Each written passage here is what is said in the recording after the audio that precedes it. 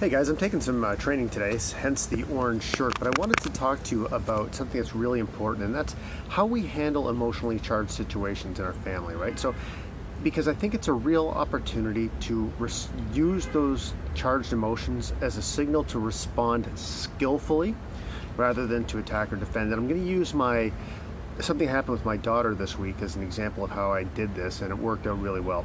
So, first of all, let me give you the backstory here. So she's going to high school, it's her first week of high school. It's totally overwhelming for her, new classes, new friends, much bigger school. Like, it's a lot. Plus she's 13, lots of, emotions already.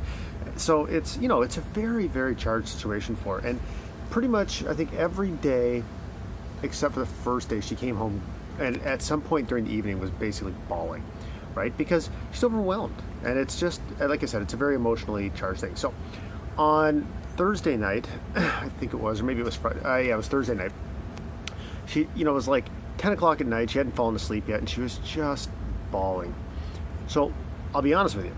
My initial reaction, she comes in her room, I don't want to go to school tomorrow. Please don't make me go to school tomorrow. Now, my initial reaction was, fuck. Like, I didn't say this out loud, but it was, for fuck's sakes, just suck it up and sort your shit out. That was my initial reaction, which was kind of in my head. And it only lasted for a second because I remember that this is an opportunity to use some skills to change the outcome and support my daughter.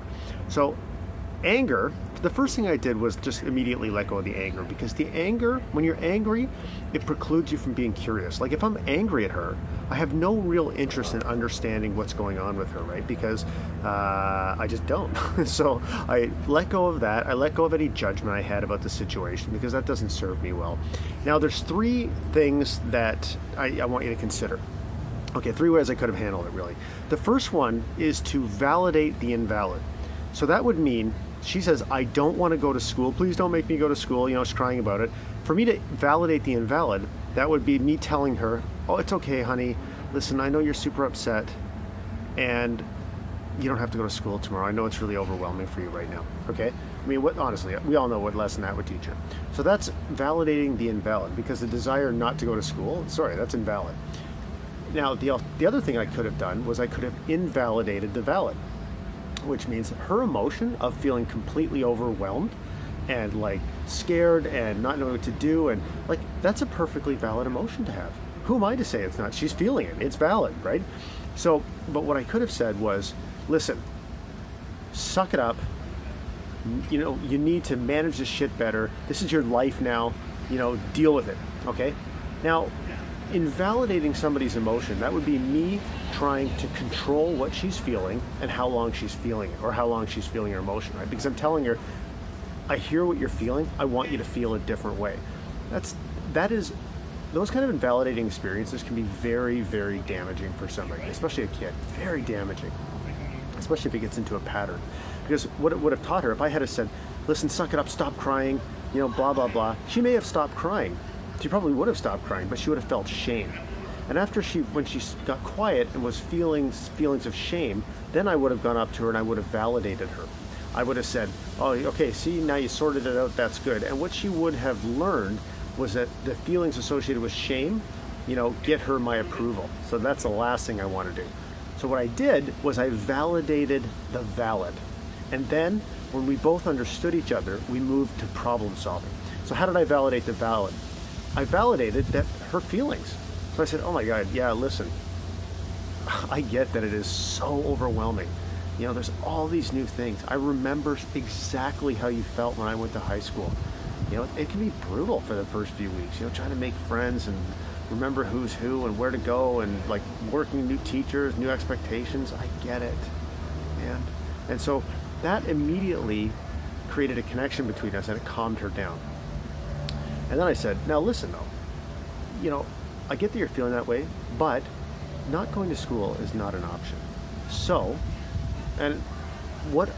let's talk about what you're feeling, because I feel, you seem really overwhelmed. And she said, yeah, I'm really overwhelmed. And I said, well, okay, so listen, then we started digging a little deeper, and that's when it comes, like, your relationship can play into it, right? Because you're like, I know why she's feeling overwhelmed.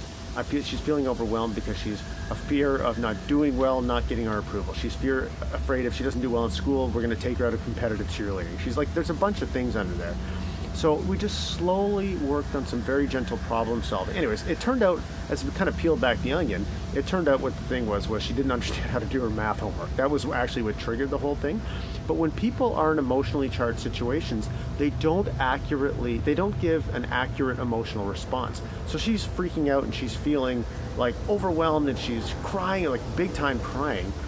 But her underlying emotion was really one of like a bit of shame, I think, associated with, I don't understand my math homework, I'm dumb, and fear of if I don't get my math homework done, I'm going to fail math and then my parents are going to take me out of cheerleading or something like that. So, so it really takes some skills to be able to see past that inaccurate representation to get to the real root primary causes. Anyways, turned out I helped her walk through her math homework and it really calmed her down. So that's the lesson I want to take away, right? Is that validate what's valid, which is the emotions they're feeling, and then once you have a shared understanding of how you're both feeling and you have a connection around it, then you can help move into problem solving in a way that, serves her.